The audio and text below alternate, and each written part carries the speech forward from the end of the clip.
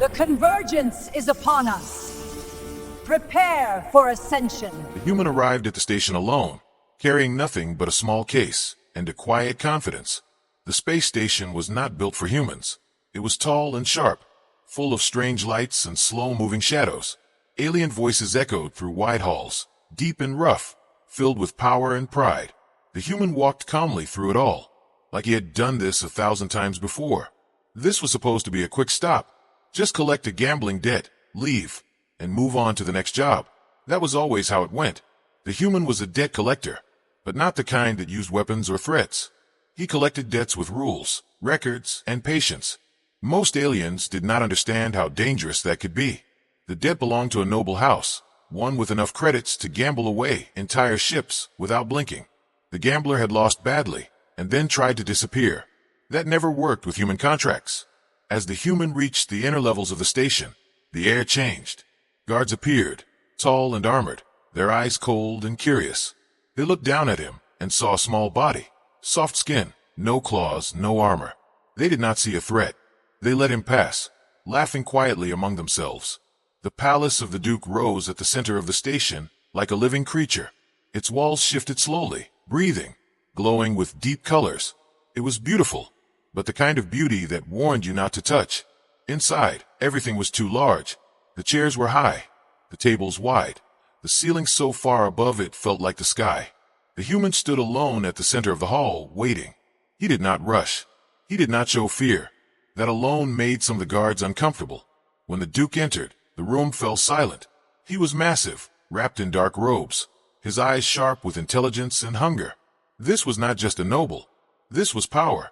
The human understood immediately why the gambler thought he could escape his debt. Standing beside the Duke was his wife. She was unlike the others. Her posture was perfect, her face calm, but her eyes told a different story. They were quiet, tired, and watching everything. She did not smile. She did not speak. For just a moment, her eyes met the human's. There was something there, something trapped. The human looked away first. He stated the debt clearly, calmly, and without emotion. The Duke listened, amused, his mouth curling into a slow smile. A human collecting a debt from his house was entertainment to him. The Duke laughed and waved a hand, dismissing the matter like it meant nothing. The human expected resistance, delays, maybe threats. What he did not expect was the exit doors closing behind him. Heavy metal sealed with a deep sound that echoed through the hall. The guards shifted their positions, blocking every path out. The human felt the air change again. This was no longer business as usual. The Duke leaned forward, eyes glowing slightly. He spoke softly, but the room listened. The debt was real, the Duke said, but debts could be settled in many ways. Alien ways. The human remained calm, but his mind moved fast. This was not a mistake. This meeting was planned. The gambler had never intended to pay. The Duke had wanted the human here. Why? The human did not yet know. But he knew one thing for certain now. This was never just a debt collection. Before the scene continues, if you enjoy calm but dangerous sci-fi stories like this, gently consider subscribing to the channel, so you do not miss what comes next. The Duke smiled wider, enjoying the moment. His voice dropped low as he spoke the final words of the meeting. The debt, he said, would be paid in another way. And the human realized, standing alone in that vast alien hall, that his quick stop had just turned into something far more dangerous. The Duke did not raise his voice. He did not need to. Power filled the room without effort. He spoke slowly, like a teacher explaining something obvious to a foolish student. He explained the gambling laws of his people, rules older than the station itself. In their culture, gambling was not just a game. It was a test of status, honor, and control. Losing did not always mean losing credits. Sometimes it meant losing land, ships, titles. Sometimes it meant losing people. The Duke smiled as he spoke, watching the human closely. He expected fear, panic, or anger. He saw none of it. The human listened quietly, his face calm, his posture relaxed. Inside, his thoughts moved quickly. This was no random debt. The gambler had never tried to hide. The loss had been meant to reach him. This meeting had been planned from the start. The Duke believed humans were simple, short-lived, emotional, easy to break. Alien culture taught that humans avoided conflict, preferred compromise. They thought fear worked well on humans. The Duke decided to test that belief. He signaled with one clawed hand. The lights dimmed. The walls shifted. revealing sharp shapes and symbols of past victories. Holograms appeared, showing crushed enemies and broken fleets. The floor vibrated slightly under controlled force. The Duke leaned forward, his shadow stretching across the human. Guards stepped closer, their armor humming with energy. This was meant to scare him. The human noticed something else instead. He noticed the guards never crossed a certain line on the floor. He noticed the Duke never stood from his seat. He noticed the wife had not moved once. Her hands rested neatly, her eyes lowered, but when the lights dimmed, her jaw tightened just slightly. That was not pride. That was endurance. The human understood then. She was not a partner. She was part of the Duke's display.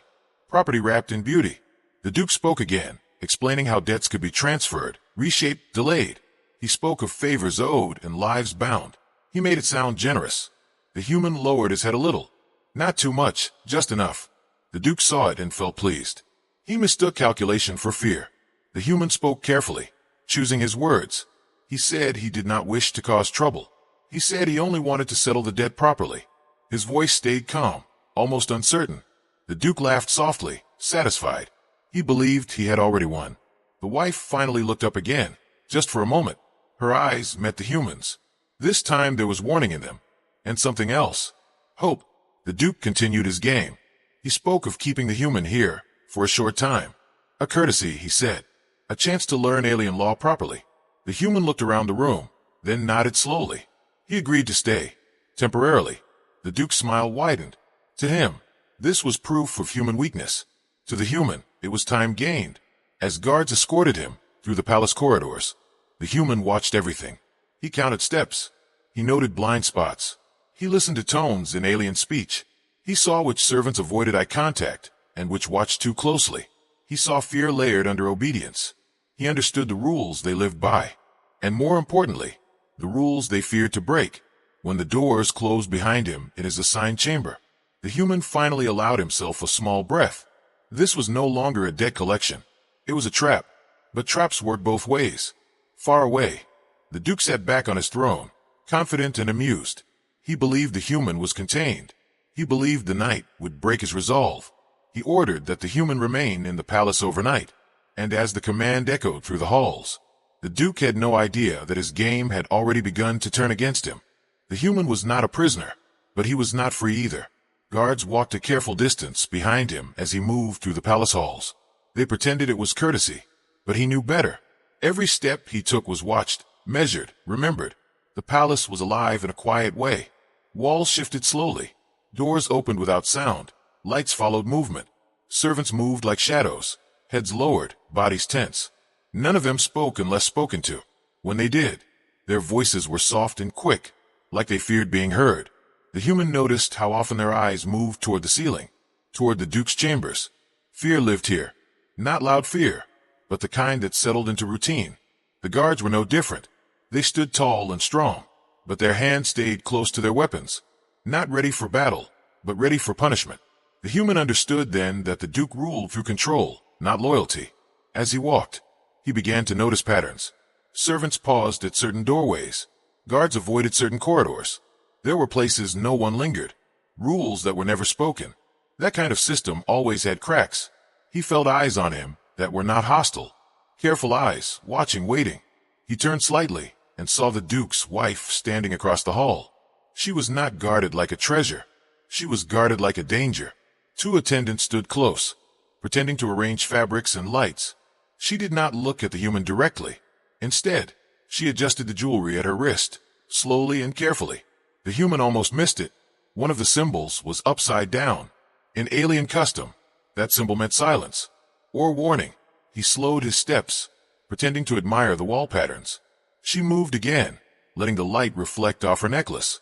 The shape formed a broken circle, a sign of an uncompleted bond. The human understood then. She was not here by choice. Later, during a shared public meal, the Duke sat high above the others. He spoke loudly, confidently, telling stories of conquest and alliances. The wife sat beside him, quiet and still. When the Duke placed his hand on her shoulder, it was not gentle. It was ownership. She did not react. That told the human everything. Through careful listening, he learned pieces of her story. Whispers from servants, hints in conversation. She had been traded, given as part of a political agreement between houses, a living guarantee of loyalty. To the Duke, she was proof of power, a symbol to display, not a partner to respect. The human felt anger rise, but he kept it hidden. Emotion without control was dangerous here. He noticed how the Duke spoke of debts again and again, always in public, always loudly, but never clearly. It began to feel like a mask, a reason to keep the human here without revealing the real purpose. The Duke wanted something else, something hidden behind tradition and law. That night, as the palace dimmed into its resting cycle, the human was escorted back to his chamber. Just before the doors closed, a small object slid across the floor toward him, a folded piece of thin alien fabric. The guards did not notice, or pretended not to. Inside the fabric was no writing, just a pattern, a repeating mark used only in one context. Safe passage. The human's pulse quickened. This was dangerous, for both of them. Later, the Duke's wife appeared at the edge of the chamber doorway, escorted by attendants. She did not speak. She bowed slightly, following custom, but her eyes told the story words could not. She was running out of time. The human met her gaze and gave a small nod, just once. Before leaving, she placed her hand briefly against her chest, a final symbol, a request. As the doors sealed and the palace grew quiet, the human stood alone, holding the fabric in his hand, understanding fully now that the debt was only the surface. Beneath it was something darker, something that trapped lives, not credits. And the most dangerous thing of all, the Duke's wife wanted his help to leave. The Duke expected fear. He expected begging, excuses, maybe even anger. What he did not expect was patience. The human stood calmly before him again, hands relaxed at his sides. The palace hall felt different now, less playful, more sharp. The Duke spoke first, mocking the idea of delay. He reminded the human that alien law decided all matters here, that human rules ended at the station gates. The human listened, then spoke softly. He said the Duke was correct. Alien law ruled the palace, but contracts traveled farther than borders. The Duke laughed loudly, a deep sound filled with confidence. Contracts were meaningless without power, he said. The human did not argue. Instead, he opened his case. Inside was no weapon, no device of war, only records, clean, clear, and complete. He explained something the aliens had never cared to learn: human contract law. Humans did not rely on strength to enforce agreements. They relied on structure, layers of rules built to survive even stronger enemies. The gambling debt, the human said, was not private. It had been registered under interstellar trade rules. Those rules were older than the Duke's house, accepted by dozens of species, including the Duke's own people. The Duke's smile faded slightly, just slightly. The human continued, still calm. When the gambler placed his final wager, he had agreed to human arbitration. The Duke had accepted the winnings, and by doing so, accepted the terms. The Duke laughed again, louder this time, but the sound carried strain. He waved a hand, ordering his advisors forward. The human activated a projection. Symbols filled the air, glowing softly. Dates, seals, confirmations. Alien advisors leaned closer. Their voices dropped. Some turned uneasy. The Duke's wife watched from her place beside the throne. For the first time, her eyes widened slightly. She understood what the Duke did not yet accept. This human was not powerless. He was dangerous in a way their culture did not recognize. The Duke rose from his seat, towering over the human. His voice sharpened. He accused the human of deception, of insult. The human did not step back. He explained that deception required lies, and everything here was signed, recorded, and verified. That made it truth. Alien advisors began whispering urgently. Some warned that interstellar courts would notice interference. Others warned that breaking trade law invited sanctions. The Duke's pride burned hotter than reason. He moved closer, claws flexing. Guards shifted, energy weapons humming quietly. The air felt heavy. Violence hovered just out of reach. The Duke's wife held her breath. She saw two futures forming, one where the human failed and vanished, and one where the rules finally mattered. The Duke stopped inches from the human's face. His voice dropped to a dangerous calm. He said the human hid behind paper and words. That real power was decided openly. The human met his gaze, unblinking, and said that was exactly how humans preferred it. Silence spread through the hall. The Duke straightened slowly. He made his decision. If the human believed so strongly in his rules, then the matter would be settled publicly, before witnesses, nobles, and judges. where no one could claim deception. The Duke smiled again, but this time it was sharp. He challenged the human to resolve the debt in open court, under alien tradition, certain that strength and status would still win. The human nodded once, knowing that public rules were the most dangerous place for lies. As the court summons echoed through the palace, the Duke believed he had regained control. But the Duke's wife watched the human carefully, and for the first time since entering the palace, she allowed herself to hope. The court was not held in secret. It was meant to be seen. Nobles arrived first, dressed in layers of status and color. Then judges, ancient and careful, their bodies marked with symbols of authority. Servants filled the outer halls, whispering, watching. The Duke entered last, confident and proud. His presence alone silenced the room. He expected obedience. He expected victory. The human arrived with nothing but his small case. No guards, no display. Just calm steps and steady eyes. That contrast did not go unnoticed. The Duke took his place, towering above the human.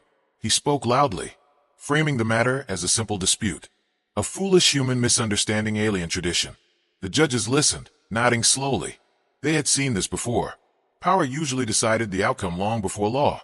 When it was the human's turn to speak, he did not raise his voice. He did not challenge the Duke directly. He simply opened his case again.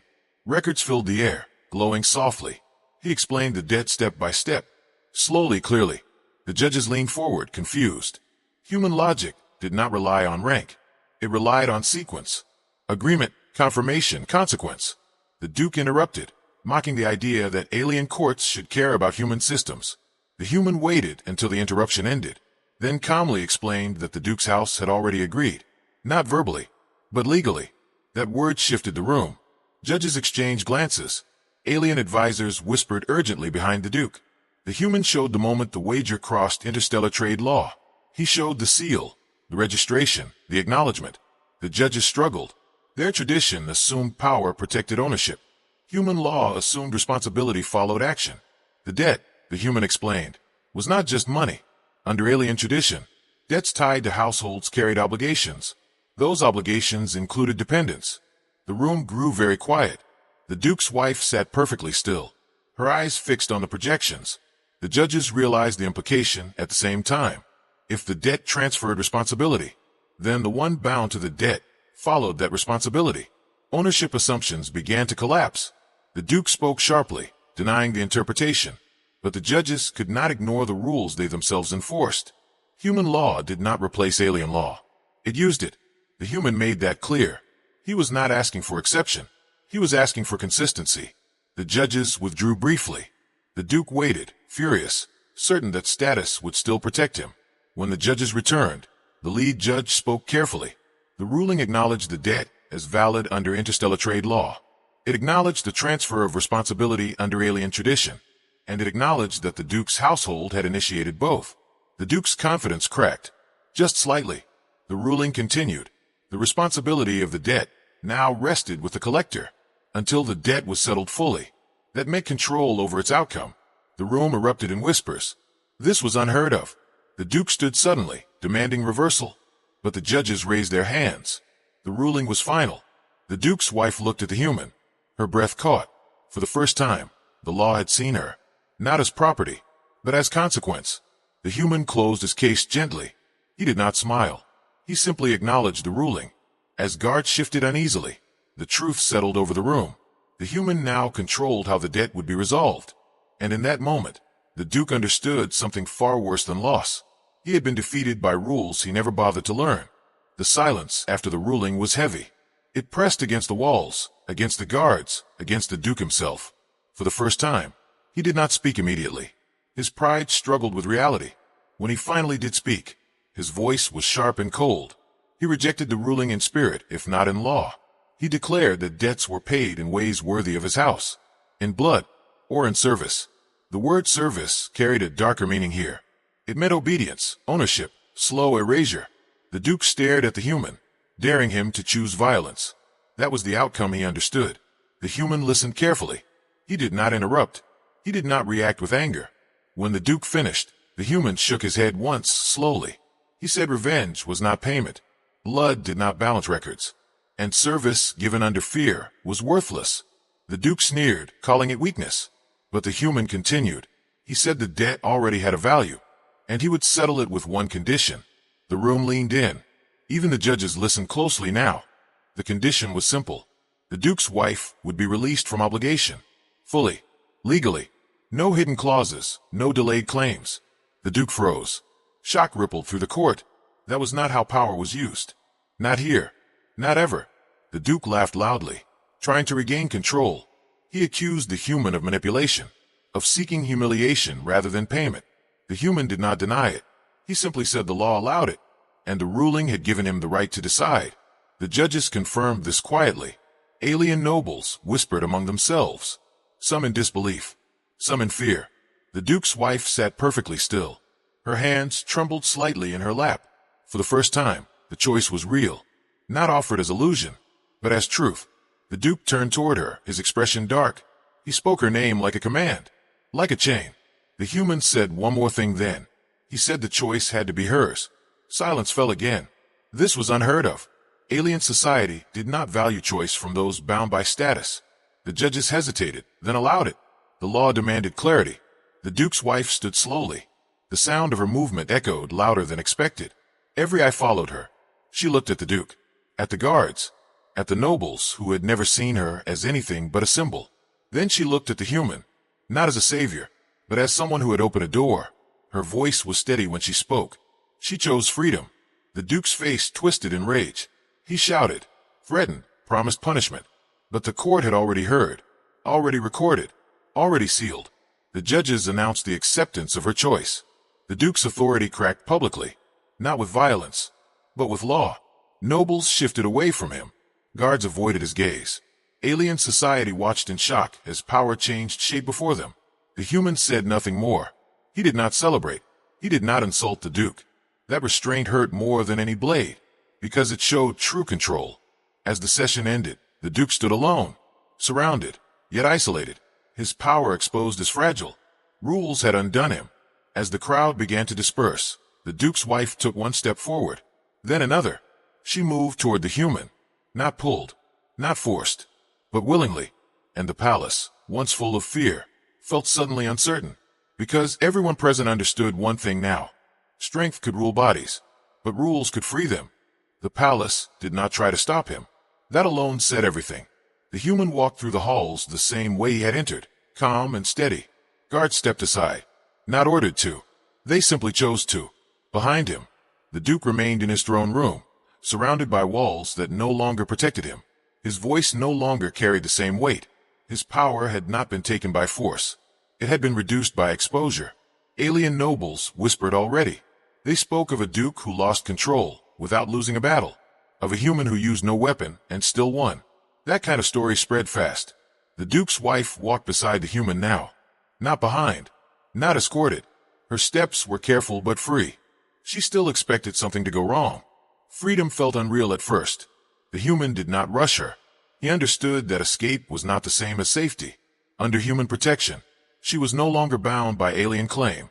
The law had recorded her status clearly. Free individual, no outstanding obligation. Alien officials watched as the pair passed through the outer gates. None challenged the ruling. None dared. To do so would invite scrutiny. And scrutiny was dangerous now. The station itself felt different. Quieter. More cautious. The human paused briefly before boarding his transport. He looked back at the palace one last time. It was still beautiful, still powerful, but now it was wounded. Its greatest strength had been belief, and belief had cracked. The Duke's influence would not vanish overnight, but it would never be the same. All because he underestimated something simple. Rules written by a species he thought weak. As the transport lifted away, the human finally allowed himself a slow breath. This had never been the plan. It was supposed to be a quick stop. Collect the debt, file the report, move on. Instead, he carried responsibility heavier than any credit transfer.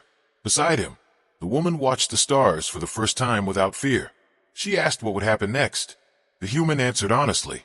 There would be questions. There would be attention. But there would also be choice. That was what humans guarded best. Across the station and beyond, the story spread. Human negotiators were no longer seen as harmless. They were seen as dangerous in a new way. Not because they threatened violence, but because they never forgot an agreement. Alien houses began reviewing old contracts, old wagers, old assumptions. Some realized too late that they had already agreed to more than they understood.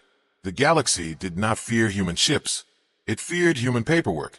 The human filed his final report quietly. Debt resolved. Outcome altered. He did not list what he gained. Some things could not be measured. As his transport jumped away from a station, he thought again of how it had started. A single gambler. A single loss. A simple job. He almost smiled. Humans did not need to conquer worlds. They did not need to dominate alien empires. They only needed rules. Rules that applied to everyone. Rules that did not bend to size or strength. In a galaxy full of power, humans had chosen structure, and structure endured. He had come to collect a debt. He left with something far greater. Proof that even in alien space, human rules still mattered.